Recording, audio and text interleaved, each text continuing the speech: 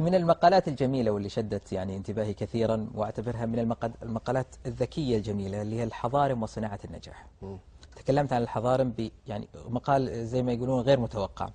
قصة الحضارم في صناعة النجاح يجب أن تدرس وأن يوقف معها طويلا لأنها أصبحت أسطورة وظاهرة. يعني ما هي الميزة في قصة الحضارم عن غيرها من القصص؟ الحضارم يا أخي قصة أخرى، والله لست متعصب فقط، يعني قصدي فقط مجرد التعصب. أقول كلمة حق. الشيخ علامة الجزيرة محمد الجاسر في مقدمة تاريخ الحضارم إدام منقوط في أخبارهم منبهر، يقول إنهم يعني شكلوا شيء ظاهر. يسافرون لشرق آسيا، إلى إفريقيا، إلى آسيا، إلى دول الخليج. يسافر الحضرم، يجي رجل عادي، بعد فترة ينتقل طائرة خاصة، ثم يمشي بنك، ثم يجيب أهل البلد يوظفهم وهو رئيسهم. روح الآن ماليزيا هم التجار، روح اندونيسيا هم التجار، إفريقيا الآن الأسماء اللامعة كل واحد منهم يعادل ميزانية الدولة. الآن مثل محمد بن لادن، محمد العمودي، بن محفوظ، با دريق، با خشب، با عشب، با عشن، با البيد، با كثير، المهدي، أسماء لامعة. حتى يوم ذهبنا في آسيا إلى درجة قناة العربية أتت ببرامج اسمه حلقات كثيرة هجرة الحضارم، لأن صارت يا أخي أسطورة، ليس أمر عادي. يعني تجد أهل البلاد ساكتين إلى يجي الحضرمي قلب الدنيا. أنا رحت أفريقيا بنوك كاملة باسم حضارم. الآن يوم تجد المعارض عندنا مثلا تجد بنوك باسم الحضارم، وهو أول ما أتى عامل بسيط، ولا يوجد هذا في شعوب ثانية. يعني في شعوب فيهم تجار، أعرف في السعودية وفي سوريا وفي مصر تجار، لكن الحضارم هم أكثر تجارة. تولوا المناصب والرئاسة في آسيا، وفي يعني قصدي في مثل في ماليزيا، في اندونيسيا، وصلوا لرئاسة الجمهورية. نعم. الآن قرأت ابن خلدون، يعني صار هناك البلد له أثر، يعني أول جنس. ابن خلدون أصله حضرمي، هاجر إلى تونس. امرأ القيس هو عاش في نجد، لكنه هو من كندة من حضرموت. يعني شخصيات بارعة إذا دخلوا في السياسة صاروا نجوما. والمتنبي أيضا هو كندي. كثير من الناس يقول لك يا أخي أكيد أنه وراء سر هالمقال المتنبي، لأن المتنبي حضرمي الشيخ عايض كتب عنه. شوف المتنبي هو من كندة، أصله من حضرموت. نعم. ولذلك ترى السقاف عبد الرحمن بن عبيد الله السقاف ألف أجمل كتاب في الأدب، أقوله بصراحة في برنامج أول مرة أقوله الآن، العود الهندي في مجالس الكندي. أبو الحسين يقصد المتنبي، الكندي عشان كندة من حضرموت. قصدي يا أخي أنت تشاهد معي، تتفق معي، يعني لاحظ الآن التجارات العالمية حضارم في العالم العربي والعالم الإسلامي. وقد سبق السقافي مثل دام القوت يقول سافر منا، يذكر الشخصيات سماهم. واحد سافر فقير إلى الهند فتاجر، ثم أنشأ جاب تجارة، ثم أتى يقول بصناديق معبأة من الذهب سبائك، وكان عنده 25 سفينة تمخر البحار. 25 سفينة.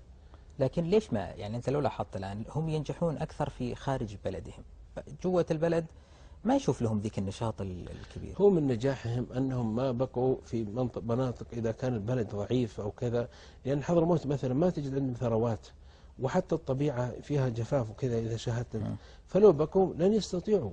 لكن لما أتوا إلى الخليج مع البترول، وأتوا إلى آسيا، وأتوا إلى إفريقيا، يعني وظفوا الثروات، وأنشأ يأتي الواحد منهم فقير وينشي بنك، ويصبح عنده 5 طائرات خاصة يتنقل بها.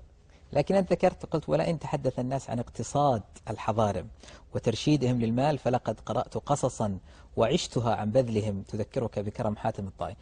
أنت جبتها لوحدك. يعني كثير من الناس قد يتكلم عن الحضارم أنه ممكن يكونون يعني ما أقول بخل ولكنه اقتصاد زائد، وأنت دافعت عنهم دفاع شديد. هم صحيح أنهم يذكروا لأن أصلا التاجر المقتصد المرشد ليس بخيلا. طبعا هم يعلقون الناس إذا شاءوا في مسألة زادوا تعليق. أنا أذكر من طرف واحد حضرمي صديق لي الأخ عبد الله بن خميس يقول يذكر، هو قال لي يذكر عن حضرمي طاح من فوق السطح، عنده 3 أدوار، طاح قبل الغداء سقط من على سطحه، فمر بالمطبخ، طبعا الطاقة هو نازل ميت، فصاح على أهل المطبخ أهلي لا تحصوني بالغداء تراني ميت. يخاف لا يزيدون. بينما تجد المشاريع الكبرى الآن ينشئها حضارم، يحفرون آبار ويبنون مساجد ويتبرعون. بل قرأت أنا في تاريخ مثلا السقاف يذكر يعني كرم مثل كرم حاتم الطائي. لما ذهبت إلى إندونيسيا وجدت مساجد، قلت من بنى؟ قال التاج الحضرمي فلان. أتينا إلى جامعة تنشأ، قالوا التاج الحضرمي، في سبيل الله ما أخذ عليه شيء.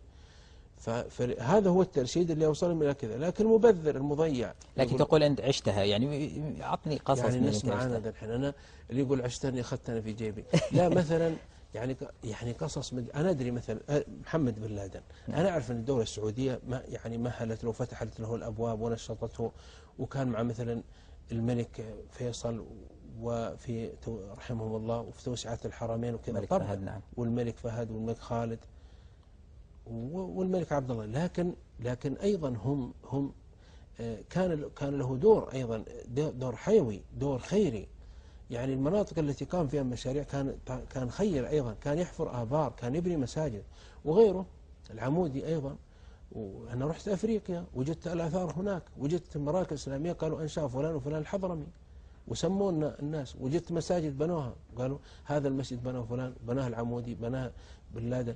هذا ما ينكر الإنسان. فقضية هذه ليس لها رابط، ربما الترشيد هذا هو اللي أوصلهم لهذه الثروة التي نفعوا بها الناس. لكن هم يعني نتفق أنه مدرسة تستحق أنه الدراسة بلا شك. والاقتداء في جوانب يعني حمد الإيجابية. الجاسر، أرجو أن تقرأوا مقدمة حمد الجاسر شيخ وعلامة الجزائر غفر الله له في إدام القوت، يعني عن الحضارم وعن رحلتهم وعن حتى إبداعهم. يا أخي بقى كثير الروائي المعاصر من حضرموت. نعم.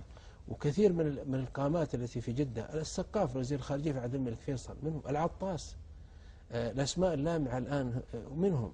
بينما أنا ما أحتكر البلدان الأخرى، لكن البلدان الأخرى يجوا بحبات، يعني كم يعني عدد كذا، لكن هذول ظاهرة.